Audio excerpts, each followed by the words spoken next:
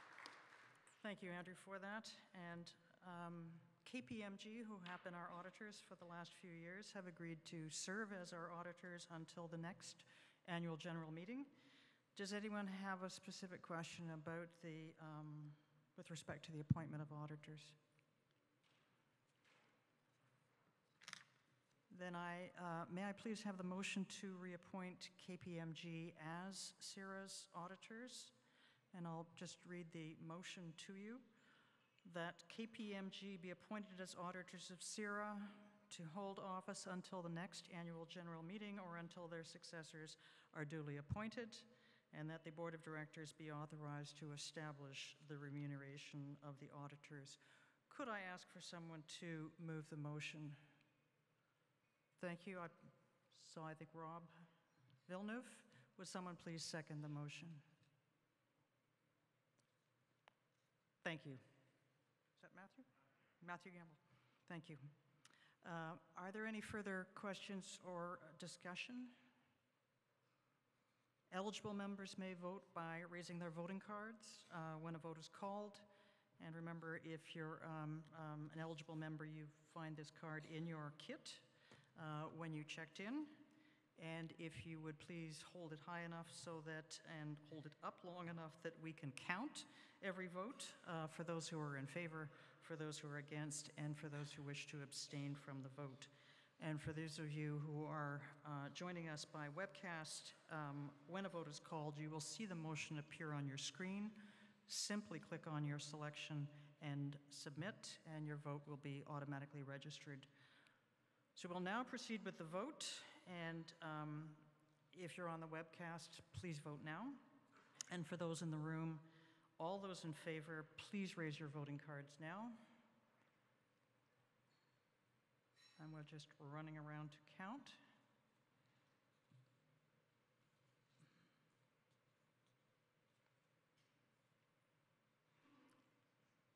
Please keep them up still. I'm waiting for the signal.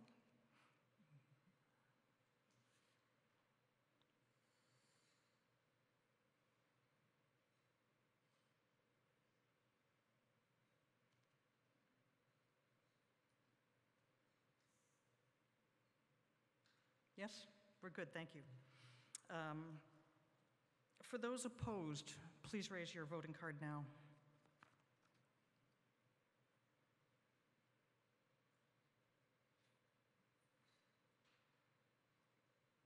Thank you. I'm assuming we're,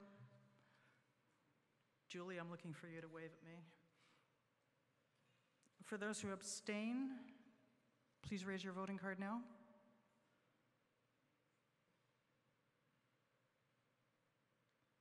I'm presuming we're good with that?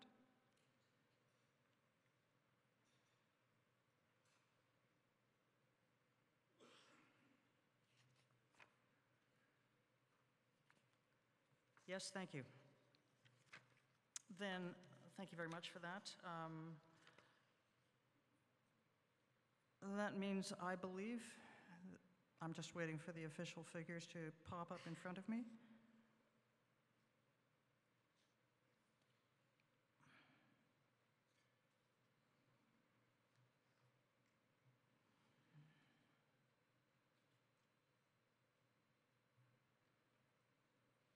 Must be the math we're calculating is at 50% plus 1.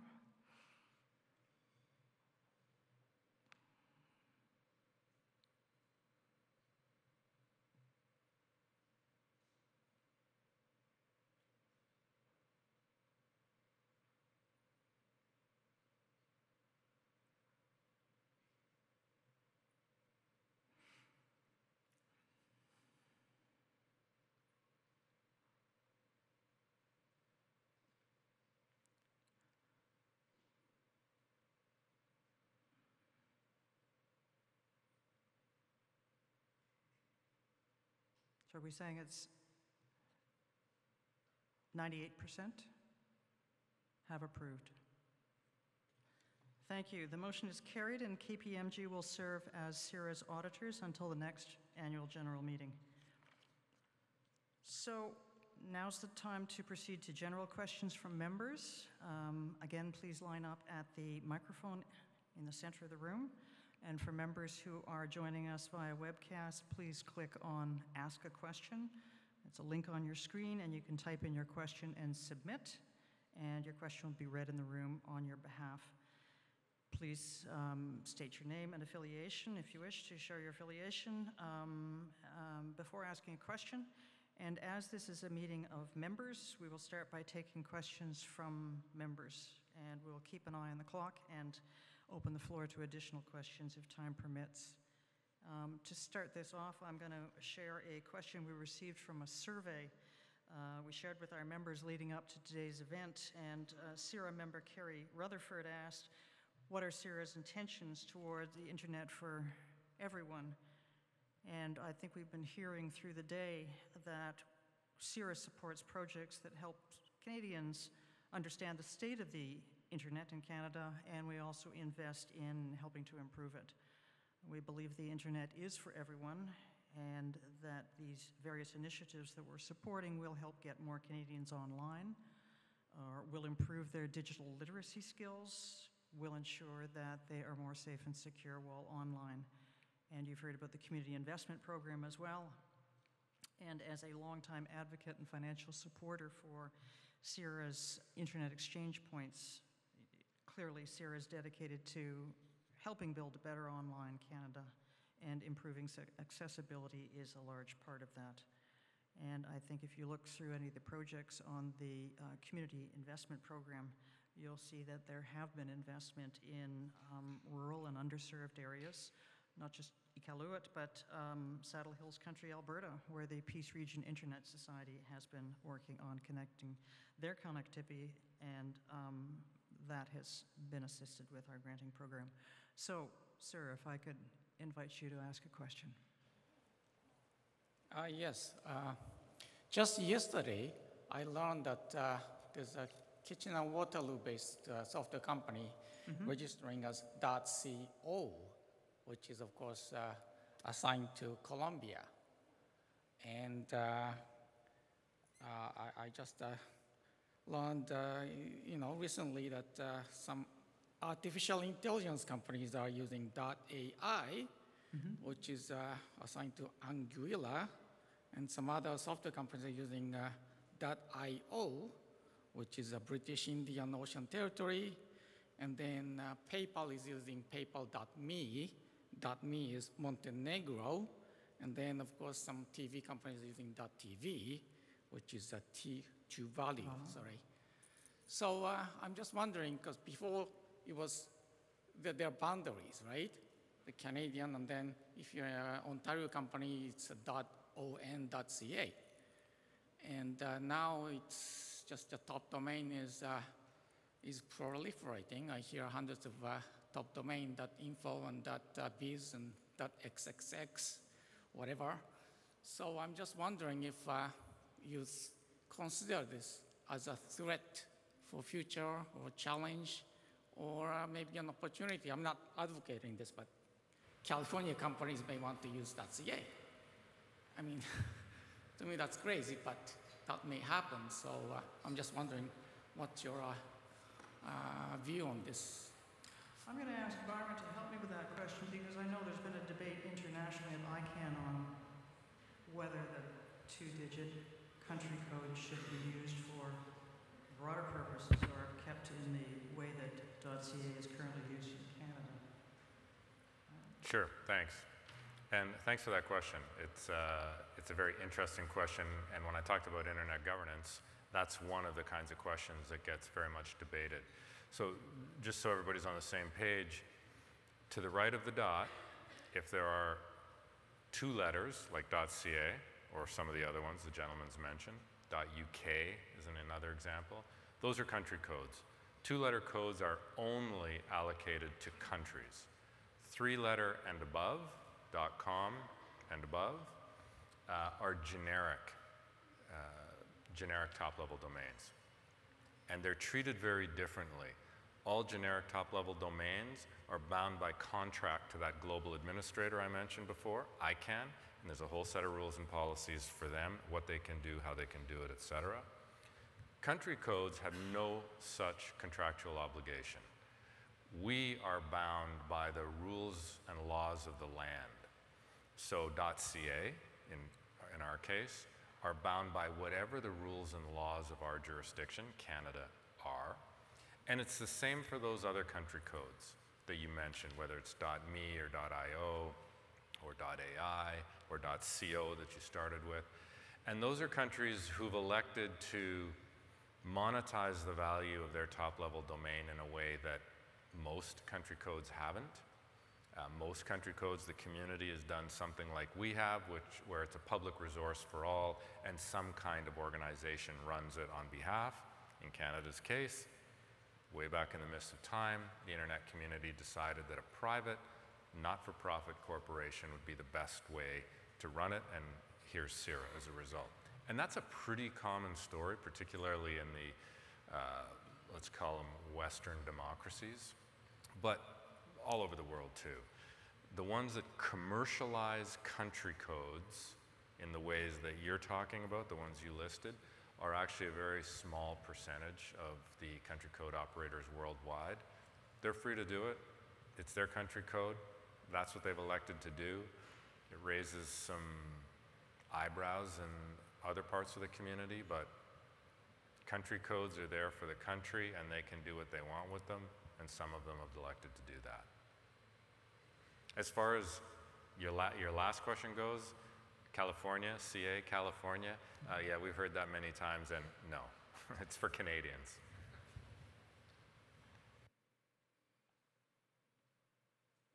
Yes, sir. Hi, Brett Delmage. I'm a journalist and an independent news publisher. I'm wondering how many of the .ca registrations might have been attributable to Canada's 150th and how they're holding up now 9 months past the year. What would we expect at next year's annual meeting?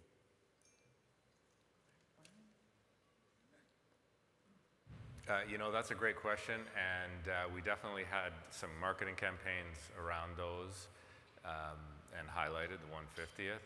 In terms of what their renewal rates are right now, I don't know yet, but that's an interesting question that I am going to get the head of marketing to look into, but I'm sorry I don't have the answer for you on that right now. Okay, thanks. Thank you. We have a question from the web. Todd Reed asks, hi, I was wondering if there are any plans that you have seen in the future to force the ISPs to help protect the client's home and business networks more so. From this, I mean the attempts to stop or greatly minimize database breaches from constant port scanning on ISP whole IP blocks or domains to see if they can get into any home or in business networks to gather data or attack servers. Right now, Bell and Cogeco does not take these intrusions seriously right now, other than selling McAfee virus scanner that will protect the computers of 8 to 16% of virus, malware, and bot attacks. Lately, we have seen more sales in security-based routers like WatchGuard or Sonic Walls to help protect databases and phone servers more so. But without high-end security routers, this leaves a lot of Canadians vulnerable to attacks or data theft without them knowing their data is in danger of theft. Many thanks. So that's a question. I know the cybersecurity has been a constant debate within CIRA. What can we do? What can we do more? And what is the product niche that we should be staying in? And I'm going to ask if Byron would like to talk a bit more about this in specific. Sure. So, I mean, if the specific question is, are there any plans that we've seen to deal with this by ISPs, the straight up... Or to force ISPs. Yeah, so in terms of anything we've seen, no. Is there anything we understand to be happening to force ISPs to do something like this? Not that we're aware of. Now, we know lots of people in the ISP business because we work in a parallel world, but that is not actually our world. I think this certainly raises the issue of cybersecurity generally, and the fact that often individuals and business owners are woefully underprepared. I think it's right to raise that, but we're not seeing ownership of that happen at the ISP level. in terms of CIRA, it is a space that we're looking at to see if the kinds of services we might offer would fit in that space in a reasonable way. There's certainly nothing I can report to you right now, but other than to say it's something that we're looking at, and it's also something that, as you know, we're going to have a panel discussion on cybersecurity after this, so a good question for them as well. Thank you. Yes, sir. Hello, thank you. I'm just wondering, what does the risk to reward trade-off look like in terms of CIRA taking on more risk over the next 10 years versus taking on less risk? And what kind of benefits that would have in a practical sense? Risk reward in terms of the activities they're doing, or its financial security, or all of the above? All of the above. I can't give you a precise balance. It's certainly something we've been looking at on the financial side to try and predict, if you like. It's a difficult thing to predict how the domain space will grow and what portion of the market we will capture, and whether the next round of new GTLDs will divert people from country codes and spend more time and energy on new GTLDs. But we have a very robust balance sheet, as you heard earlier from Andrew, and we are certainly in our look at the cost allocation and against the revenues, trying to make sure that we are sustainable and paying the right prices for things and spending the right amounts in the right places. The other aspect you might be interested in is the activities we do, and I said that we look at, are we accepting too much or too little risk? Because if you don't risk something, you may not be providing a product that's going to have any attraction or benefit to Canadians. But so what's the right balance? And that's an active discussion that we are trying to go through now. So as CIRA continues to diversify products or offer new services, that we're comfortable that the core mandate is protected. So we talk about risk in any program space, but you can also be assured that CIRA has a very robust risk registry and process for people to watch, monitor how risks are doing, see whether they're changing or are being mitigated or have new ones need to be added to it. So I think as a board we feel confident it's a good internal process, and we want to make sure that we are doing our role to you in adding value in the risk discussions. Thank you very much. Thank you. We have a new question online. Jacqueline Lim asks, how will your new or existing security goals adapt to the emerging widespread public use of VPNs, virtual private networks, and what importance would you place on the increased use of VPNs in the private and commercial sector? I'm getting all these tough questions. I'm actually going to see if Steve Barry is in the audience. Is Steve? Steve is CIRA's VP of IT, so it's within his remit to actually build and operate the systems that we do. So I'm going to ask Steve to comment on this one. Hi there. So as Byron introduced me, I'm Stephen Barry. I'm the Vice President of Technology for CIRA. One of the abiding principles we talk about when we build our products, when we build our DNS infrastructure, is how security works to enhance and keep the internet open. The use of VPN technology is a key function of that, because for those of you who are not aware, VPNs allow what's referred to as an end-to-end encryption or an end-to-end security connection within the internet. As a consequence, when we talk about the application of that technology to our systems, we're using those technologies to help secure DNS, we're using those technologies to help secure our Office systems, and we're using those technologies to help augment and secure the product base that underpins a lot of the D-Zone security products that Byron had mentioned earlier. I don't usually discuss direct or specific applications of security technology, obviously for the reasons that they are still hackable, they're still something that can be breached. But if anybody has specific questions around the application of that security, those technologies, they can seek me out after the presentation today, and I'd be more than willing to go through an in-depth conversation about them. Does that address the question? Thank you very much, Steve. Thank you. Yes? I've got one more question coming up from the online, but please. Perhaps, oh, that's very loud. Easy question, because it's probably an ignorant question, but I want to ask it nonetheless. I build websites for various people, and I try to encourage them to go towards .ca or buying .ca domain names. I still have a lot to learn about search engine optimization, but does CIRA have any kind of implication in optimizing the .ca domain name in the search engine results? Because most people tell me, don't buy .ca, buy .com, because that's going to come up in the Google searches a lot easier. Do you guys have any kind of strings that you can pull there, or it's a world that's unknown to me, so I'm asking the question ignorantly.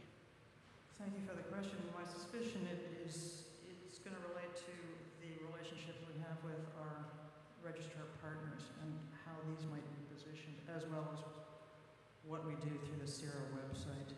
And if I could ask Byron for a little more detail on that. Sure, certainly in terms of what we do a lot of work around search engine optimization, so have a reasonable amount of experience in that. The one thing I would say is, when you say search engine optimization, generally you're going to be referring to Google search because it's the massive majority in terms of market share in search. That algorithm is always changing, so that it's not like you can make a definitive statement and say that's it. The only thing you can say definitively is we believe, because they don't share it per se, we believe today this is what is most important, what is going to drive higher level search results. But one of the things that is there, absolutely, is locality. So within search, locality is an important criteria to drive results, and the TLD code to the right of the dot gives Google a sense of locality. So country codes actually do get preferential treatment in terms of locality. So I would say that actually whoever is saying it doesn't matter, it'll depress your results, is actually incorrect. And that's not just for CA, that's a general comment as Google tries to improve your search. Part of what they're going to do is try to tie it to something close to you, and one of the ways they look at that is what's the top level domain associated with it. Thank you. We have one last question from the web. Jacqueline Lim again is asking, is there any worry that the trend of the U.S. internet providers away from equal use of the internet, should this be something that we keep an eye on in our Canadian markets? And I presume that she's referring to net neutrality.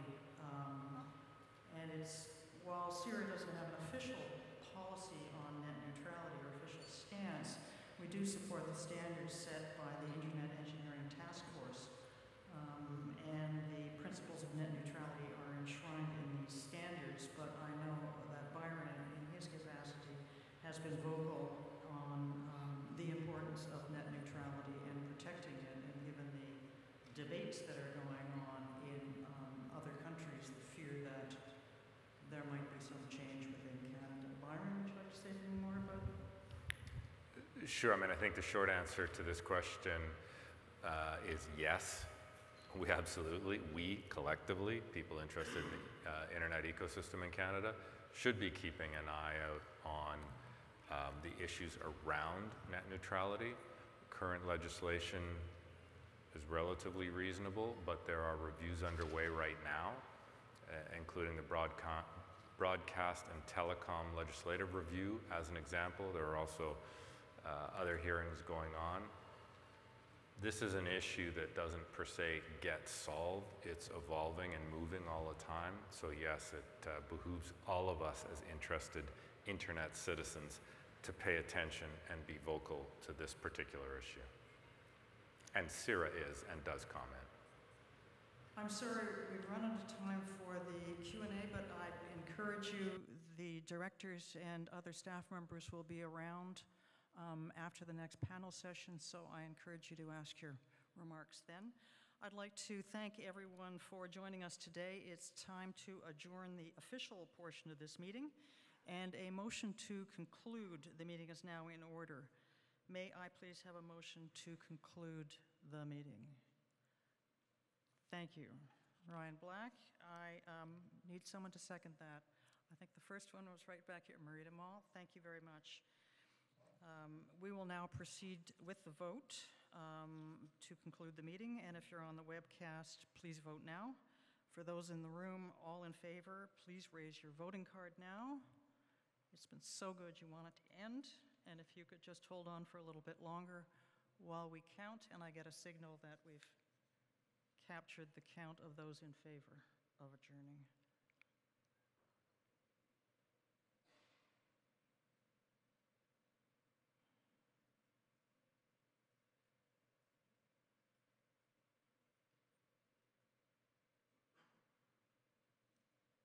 We're good. Thank you very much. For those who abstain, please raise your cards now.